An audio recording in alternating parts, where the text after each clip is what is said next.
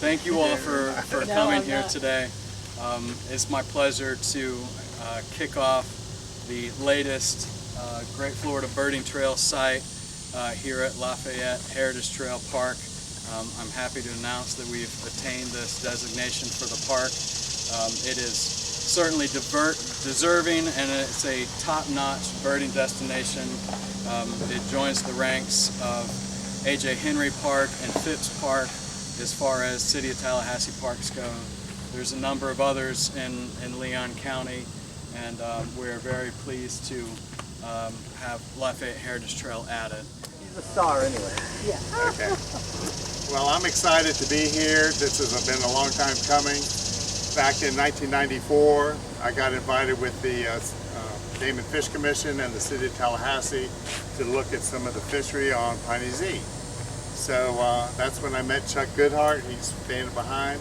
And he and I, with the city and the Game and Fish, we had the whole place to ourselves. This park was not here. That was a cotton field, no houses. This place was all blocked off as far as public access. And when we started working out here, we realized that this was a special place for birds. And once we started looking at the habitat, we realized that we needed to do we needed to drain the lake. So an extreme drawing down was implemented. And as we were drawing it down, the water got real shallow. We started seeing over 200 endangered wood storks were coming in to feed. That's when I learned, and the Game and Fish already knew this, but the largest wood stork nesting colony, rookery, was in Lower Lafayette in northwest Florida, over 300 nests. So during the time of us draining the lake, it was a banquet, and it was a highly successful rearing of wood storks that year because they had a lot of food to feed their young.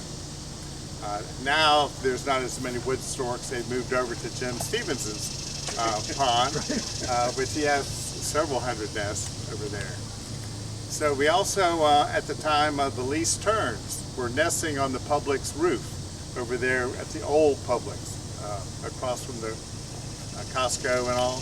And so once they put on a new roof, the least terns, which are a threatened species, they were flying around here. We had 20 pairs. We could see them courting, they were feeding. We got an attempt to make a least tern nesting island off of this island over here, but as far as our efforts goes, the least terns shunned our efforts and they didn't ever nest on it, and so we're hoping they will ever come back. So it's grown up to this day. There's also an eagle nest not too far off of Eagle View. One time I saw a eagle on the wing catch a great egret and in the air, and then flew in the direction of the nest. It was really a special sight before I had a camera. So I know one time we had a least, Chuck called me up, he talked about a red bird. It turned out it was a vermilion flycatcher. That was over here off of the east lip. So it's a lot of birds out here. We put up 10 wood duck nest boxes, which every one of them are used. So we clean them out annually, and there's always sign that the eggs are broken shells. I put up 3 osprey platforms back in the day, in the late 90s, and all 3 of them reared several broods of young osprey until the wooden platforms, which I made, were collapsed. I put up some metal ones, and the ospreys haven't seen the vacancy sign yet, and so they'll come use them one day. So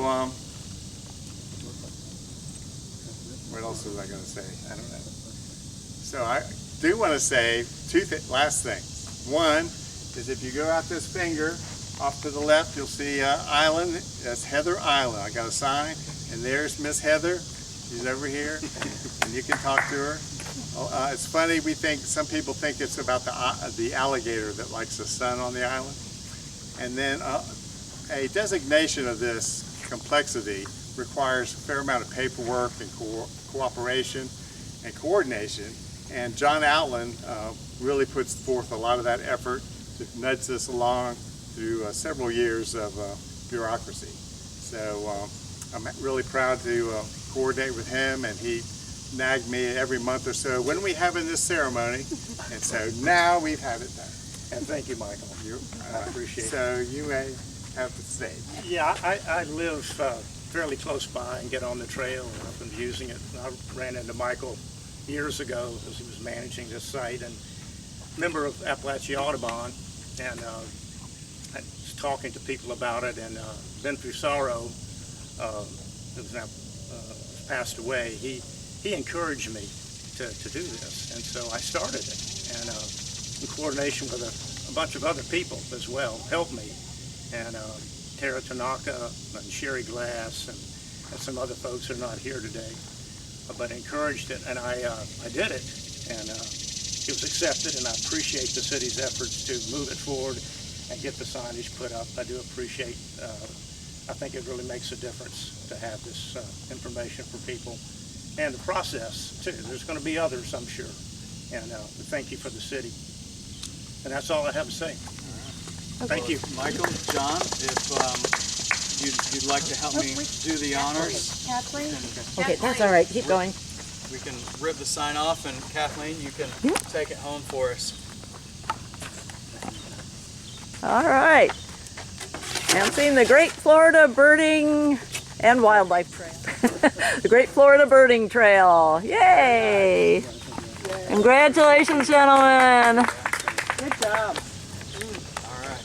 Kathleen, on behalf of the Appalachia Audubon Society chapter, would you like to say our closing words? So, yes, we are frequent visitors as a chapter to this park. We are out here actually 3 or 4 times a year doing birding guided trips or just socials where we just get together and bird. So I think it's well-deserved designation for this park, and we're thrilled about it. Thank you. Thank you. Thank you. City of Tallahassee, Brian, Mike, and John for making this happen. And thank everyone for coming out to help celebrate this with us. Thank you. Thank you. Can we get everybody in the shot here? Absolutely. Don't forget to uncover the other sign. Have our 3. And one more. 1, 2, eyes right here. 3. Thank you so much. Thank you.